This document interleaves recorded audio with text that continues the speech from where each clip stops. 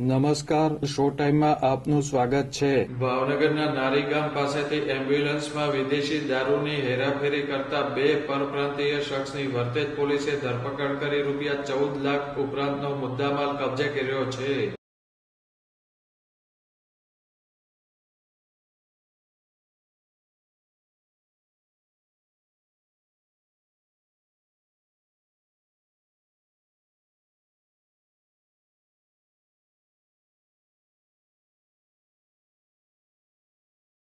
વર્તેજ પોલીસે બાતમીના આધારે નારીગામ પાસેથી વિદેશી દારૂની 3072 બોટલ ભરેલી એમ્બ્યુલન્સ કાર સાથે 2 પરપ્રાંતીય શખ્સને ઝડપી લીધા હતા।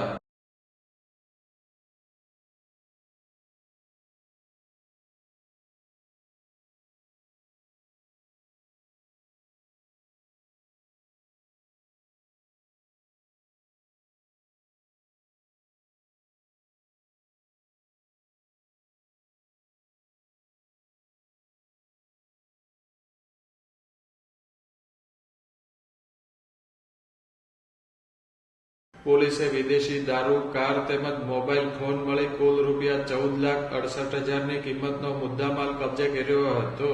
આ એમ્બ્યુલન્સ કારમાં નંબર પ્લેટ પણ ખોટી લગાવવામાં આવી હોવાનું ખુલ્યું છે।